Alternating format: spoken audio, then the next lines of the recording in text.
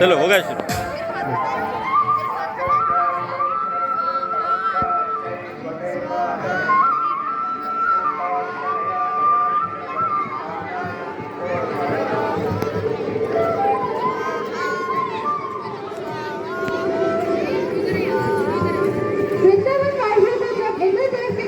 बचाने के लिए कृष्ण जी ने गोवर्धन पर्वत को अपने हाथ की छोटी उंगली से उठाकर वृंदावन वासियों की जान बचाई थी।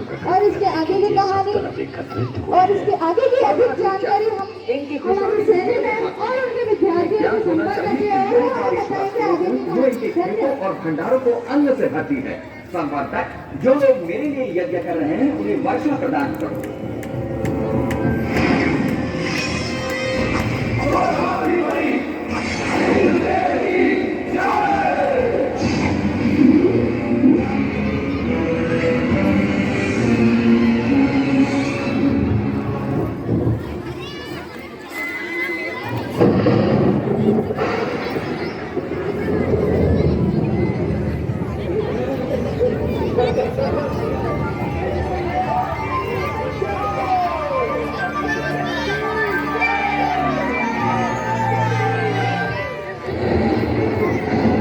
पृथ्वी से आ रहे इस कोलाहल को सुनिए देवराजेंद्र, आप सचमुच सबसे शक्तिशाली हैं।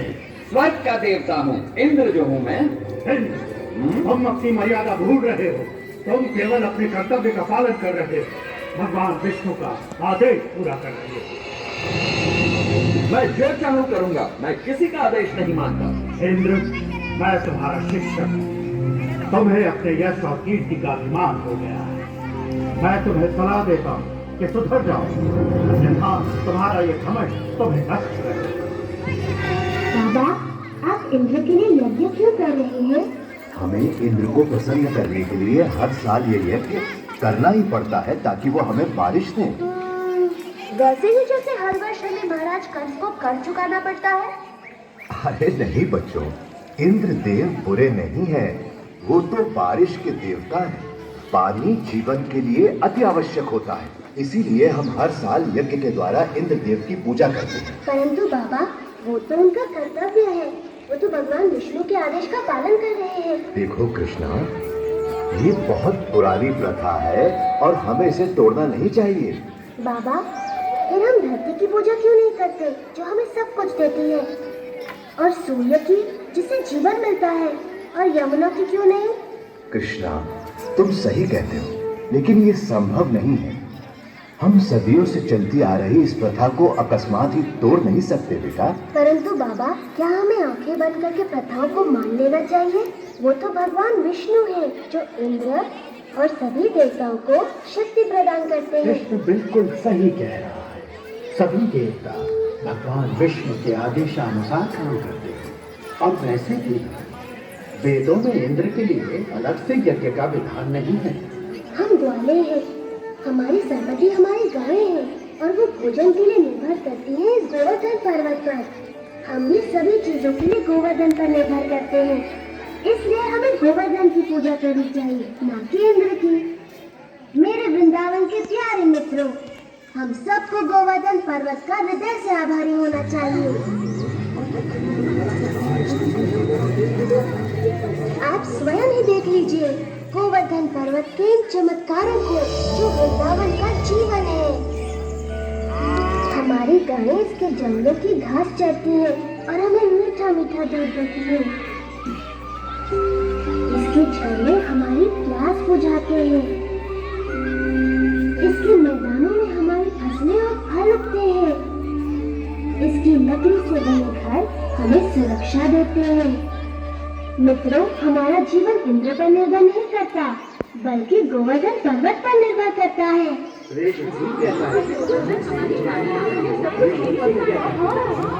आयुष्मान भव। ये सब इंद्र देव की नहीं, गोवर्धन की कृपा है। इसलिए मित्रों, सब लोग अपना अपना चढ़ावा एकत्रित करें, हम सब गोवर्धन की पूजा करेंगे।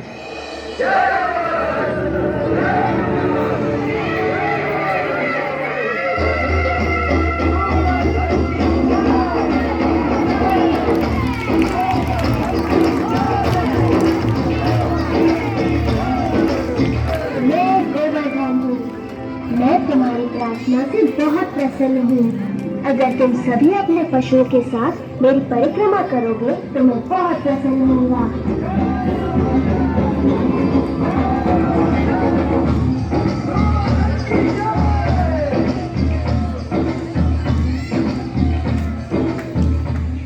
देखो कितनी बड़ी पूजा हो रही है। गोवर्धन पर्वत तो बहुत प्रसन्न हो रहे होंगे मनु। हाँ, गोवर्धन की पूजा करना अच्छी बात है बलराम, परंतु मैं इंद्रदेव को भी कुछ अर्पण अवश्य करूंगा, कहीं बुरा ना मान जाए। एक इंद्र के लिए और एक मेरे लिए। 2 इंद्र के लिए, 2 मेरे लिए। वृंदावन वासी गोवर्धन पर्वत की पूजा कर रहे हैं। ये तो बड़ी अचरज की बात है। उनकी ये हिम्मत! मुझे तुरंत इंद्र को सूचित करना होगा। आओ आओ संवर्तक, मेरे साथ मेरे भक्तों द्वारा चढ़ाए गए चढ़ावे का आनंद लो। क्षमा चाहता हूँ देवराजेंद्र, परंतु ये समाचार आपको विचलित कर सकता है। अब ये मत कहना कि तुमने लड़के से एक और गांव को बाढ़ से भर दिया।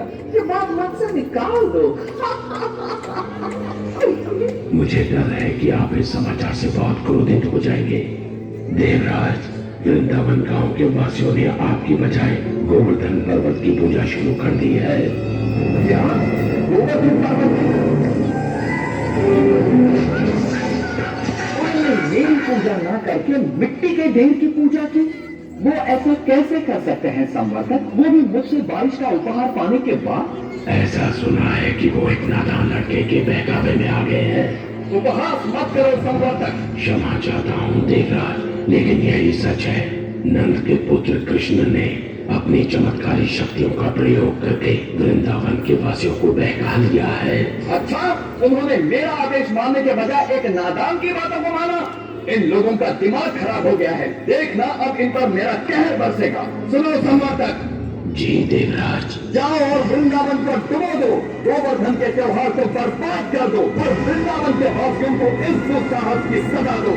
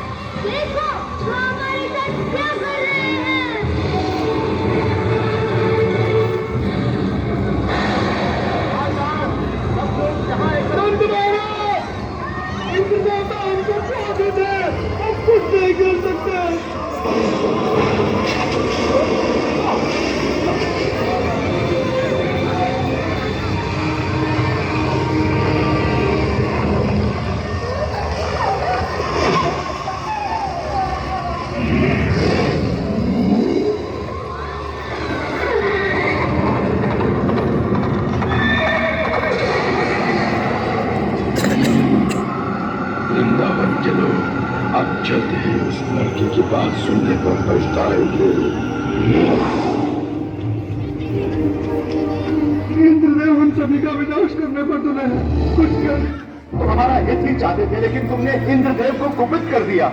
हमें इसी समय उनसे क्षमा मांगनी चाहिए। परंतु बाबा देखो बलराम, बाबा ठीक कहते हैं। ये सब मेरी सलाह के कारण कष्ट भोग रहे हैं। अभी भी देर नहीं हुई, हम इंद्र से क्षमा याचना कर सकते हैं। रुको, कृष्ण कभी भी हम पे या हमारे वृंदावन पे आँच नहीं आने देगा, कभी नहीं। आपने सच कहा माँ। आप सबके लिए मेरा प्रेम इंद्र की इस दुष्टता से बहुत बड़ा है। वृंदावन की हमारे वृंदावन पे आँच नहीं आने देगा, कभी नहीं। आपने सच कहा माँ। आप सबके लिए मेरा प्रेम इंद्र की इस दुष्टता से बहुत बड़ा है। वृंदावन की रक्षा मैं अवश्य करूंगा। कृष्णा, मेरे बच्चे।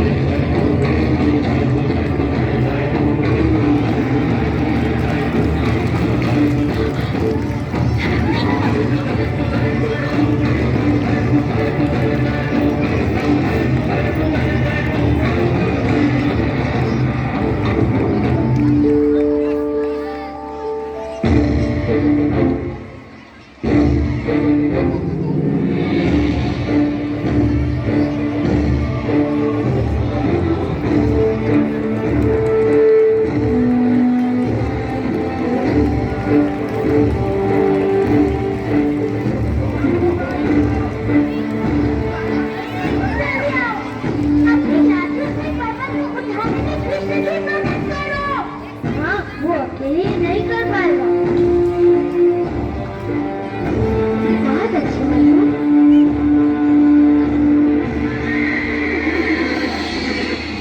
इतने तूफान के बाद भी ये असंभव है। यदि हम इंद्र के आदेश अनुसार इस छोटे से गांव को तबाह नहीं कर पाए तो वो हम पर कोई दया नहीं करेंगे।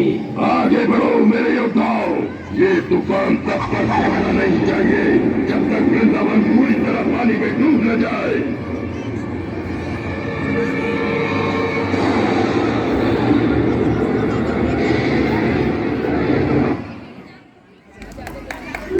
देवराज, आओ समर्थ, बहुत थके हुए लग रहे हो। बैठ जाओ और सब विस्तार पूर्वक सुनाओ।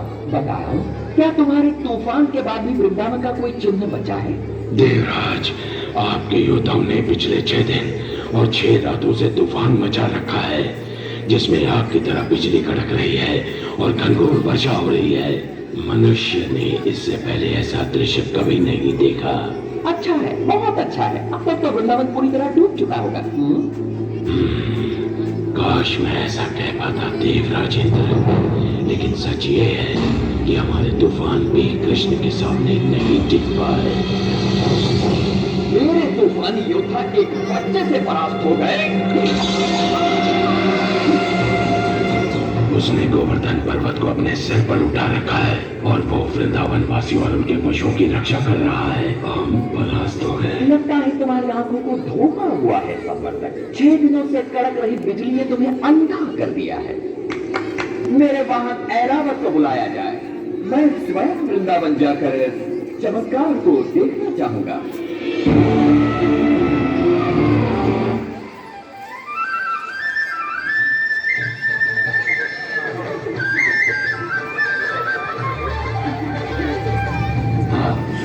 देख लीजिए देवराज। यदि कृष्ण अपने आप को भगवान समझता है तो अब वो ये जान जाएगा कि कौन शक्तिशाली है, वो या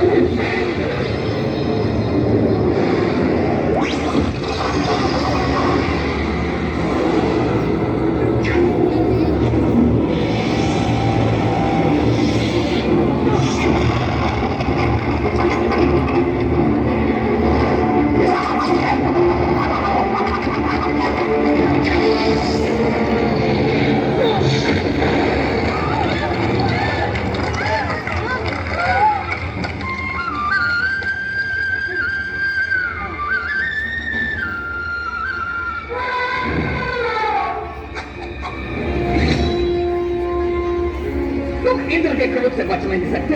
कृष्ण की बात मानने का दंड भुगतना होगा।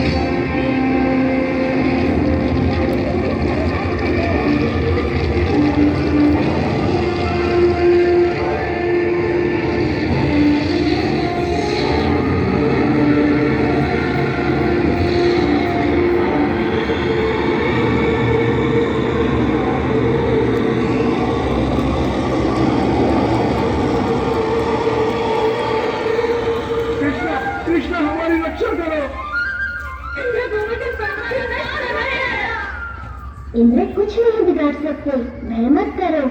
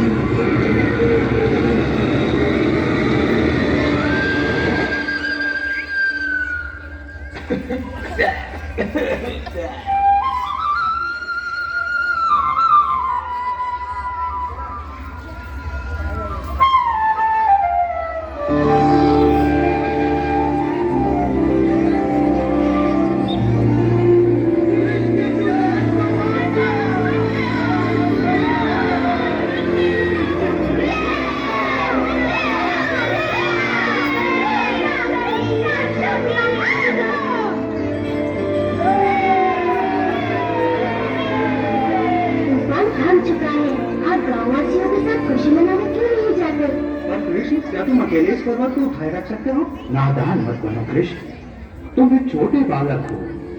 पहले तुम बाहर निकलो। आप बहुत दयालु हैं।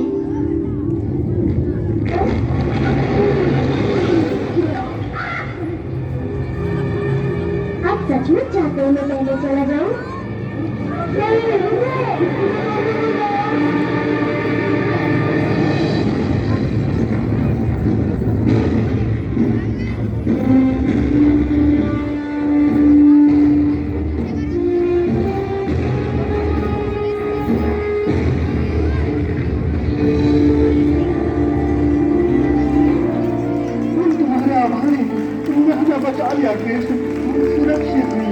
आभार मेरा नहीं, गोवर्धन पर्वत का मानिए।